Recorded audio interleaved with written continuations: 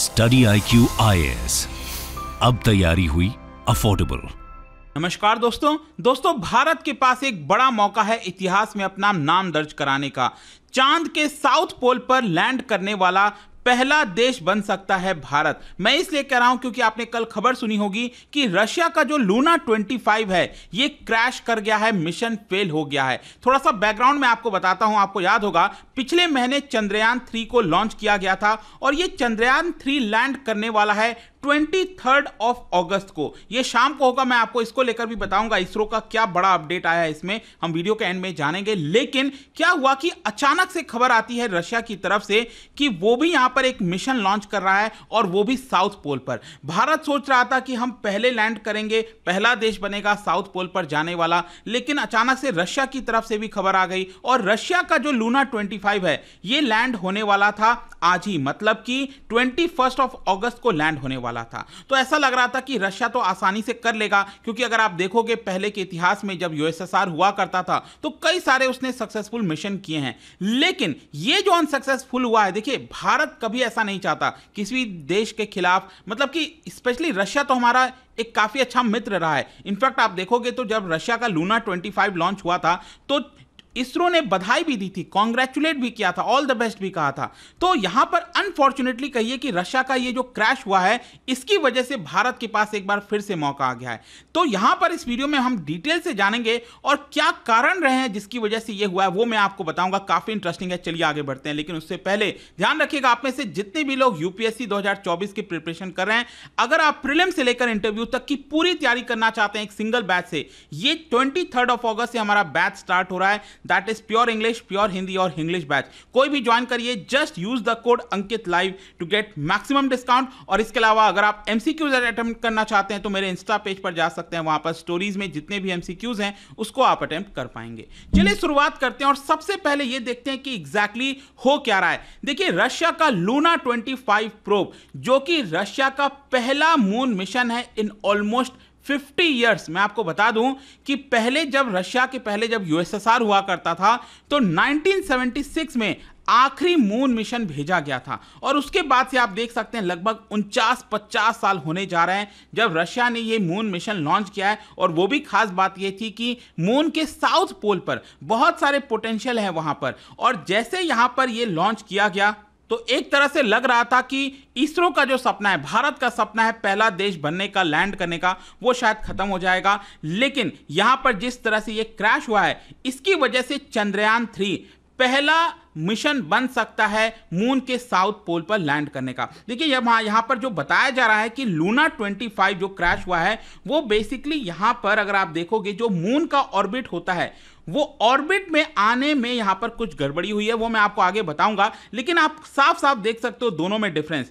चंद्रयान 3 जो लॉन्च हुआ था वो यहां पर अगर आप देखोगे तो उसका जो रॉकेट था वो बहुत पावरफुल नहीं था। लूना 25 ये जो लॉन्च हुआ है इसका रॉकेट काफी पावरफुल था, इसकी वजह से ये काफी आसानी तक चांद पर पहुंच गया। हमें यहां पर आप देख सकते हो कई सारे जो चीजें होती हैं उसकी मदद लेनी होती है, नेचुरल चीजें, तो इसकी वजह से आप देख पाएंगे यहां पर हमने कई सारे चक्कर लगाए पृथ्वी के, उसके बाद हमने मून पर भेजा ताकि वो गति हमें मिल सके। और फाइनली यहां पर अगर आप देखोगे तो मून पर जाकर ये आप देख सकते हैं कि डी ऑर्बिट हम हो रहे थे। डी ऑर्बिट इसको कहते हैं, अंदर आते हैं और धीरे धीरे करके ऑलमोस्ट हम काफी नजदीक पहुंच गए हैं, वो भी मैं आपको आगे बताऊंगा। सबसे पहले तो थोड़ा सा जान लेते हैं लूना 25 मिशन के बारे में। देखो लूना 25 मिशन बेसिकली 10 अगस्त को लॉन्च किया गया था और चंद्रयान 3 अगर आप देखोगे तो ये 14 जुलाई को लॉन्च किया गया था। इसका लिफ्ट ऑफ मास आप देख सकते हो। मिशन लाइफ अगर आप देखोगे तो जो लूना 25 है ये लगभग 1 साल का था और जो चंद्रयान 3 जो हमने लॉन्च किया है जो अभी चल रहा है वो 14 डेज मतलब 2 हफ्ते के आसपास का है,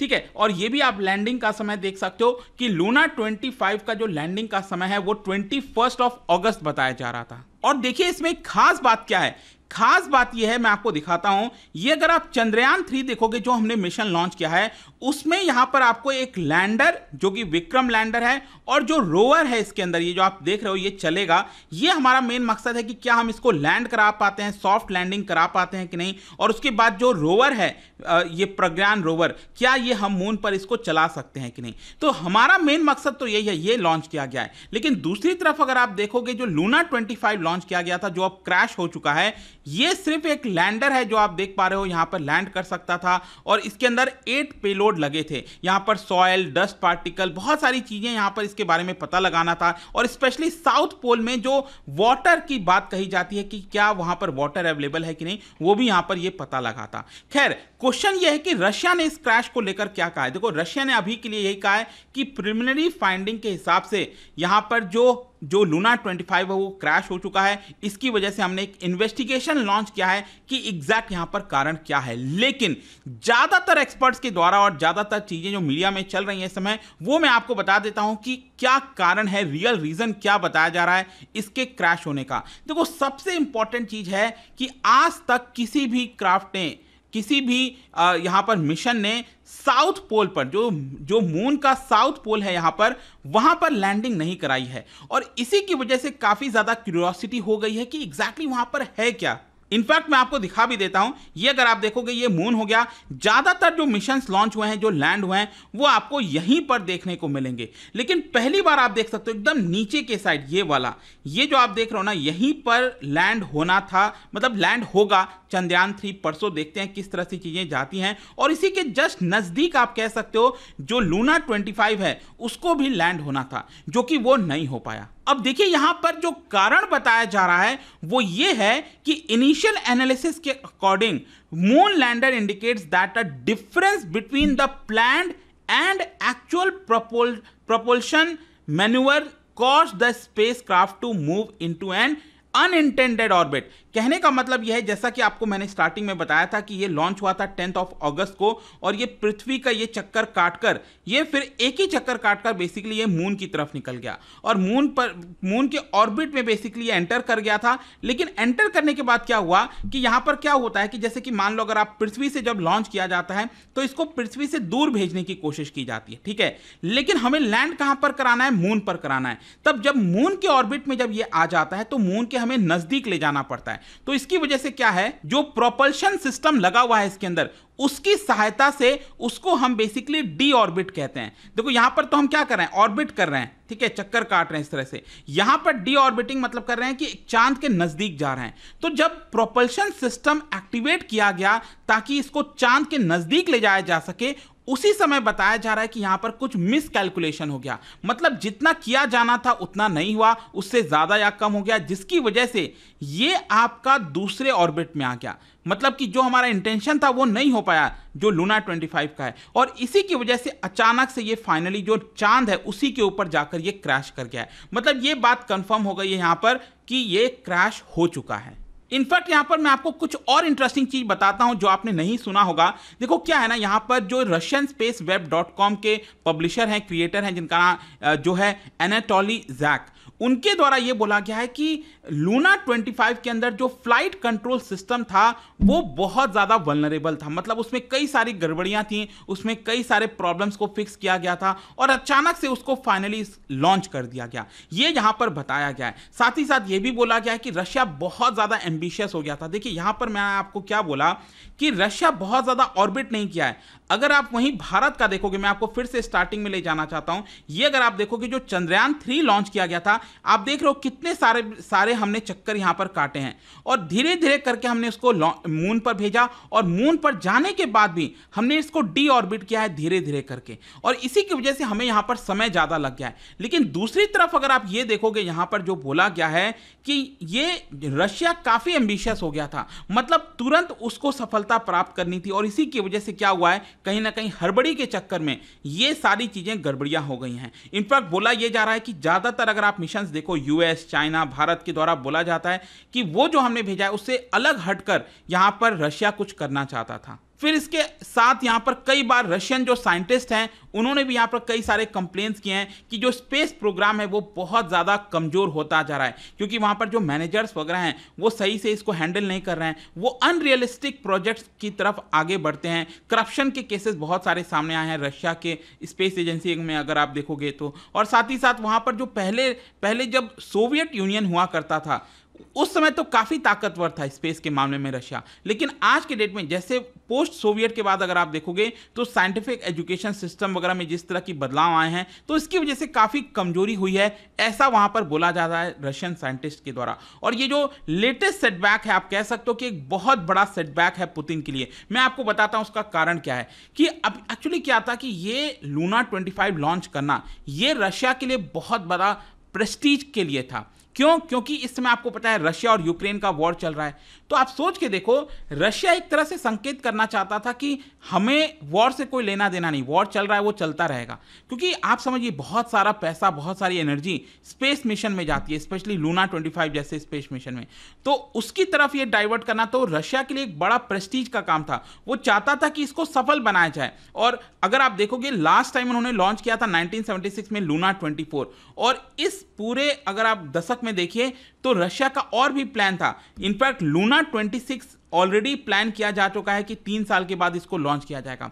तो कहीं ना कहीं रशिया का जो इतना बड़ा प्लान था, बहुत सारी चीजें थी, उसको एक बहुत बड़ा झटका है। आई होप कि आपको चीजें समझ में आ गई होंगी। अब देखिए यहां पर मैं आता हूं कि चंद्रयान 3 को लेकर ये जो लूना 25 फेल हुआ है, ये कहीं ना कहीं याद दिलाता है हमें 2019 में जो चंद्रयान 2 हमारा फेल हुआ था। ये आपको याद होगा ना, विक्रम जो यहां पर डिसेंट कर रहा था, चांद की तरफ बढ़ रहा था और ऑलमोस्ट यहां पर सॉफ्ट लैंडिंग होनी थी, लेकिन जैसा कि आप देख सकते हो अचानक से यहां पर सिग्नल गायब हो जाता है और वो कहां जाता है नहीं पता। और अल्टीमेटली यही बताया जाता है कि वो चंद्रयान 2 जो है वो आपका क्रैश कर गया है मून के ऊपर।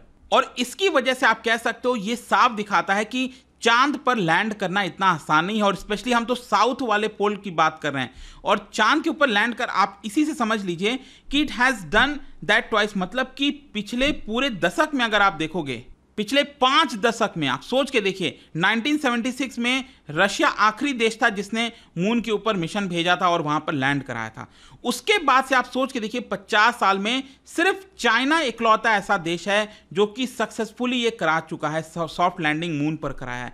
चैंगी 3 और चैंगी 4 जो मिशन लॉन्च किया गया था 2 बार कराया है उसने। और बाकी जितने भी मिशन रहे पिछले 10 साल में, चाहे भारत का हो चंद्रयान 2, इजराइल का हो, जापान का हो और अब रशिया हो गया, कोई भी इनमें से लैंड नहीं करा पाया है। और चंद्रयान 3 अगर ये करा देता है परसों, तो भारत चौथा देश बन जाएगा पूरे दुनिया के अंदर चांद पर लैंड करने वाला, और पहला देश बनेगा जो कि साउथ पोल पर लैंड करने वाला है। और इसके लिए मैं आपको यह भी बता दूं कि जो मैन्यूवर होता है यहां पर, जो हमारा विक्रम लैंडर है वो काफी नजदीक अब आ चुका है चांद के। ठीक है, तो बेसिकली क्या है, अगर आप देखोगे तो ऑर्बिट जब कर रहा होता है तो हॉरिजॉन्टल स्पीड बहुत होती है। तो यहां पर कोशिश यही था कि इसको रोककर जो हॉरिजॉन्टल स्पीड है कम किया जाए और इसको वर्टिकली लैंड कराने की कोशिश की जाए। क्योंकि आप समझिए अगर ये पूरा आपका ऑर्बिट में है इस समय तो बहुत तेज स्पीड होगी, और अगर इसी हॉरिजॉन्टली अगर इसको लैंड कराएंगे तो क्रैश होने के चांसेस ज़्यादा होते हैं।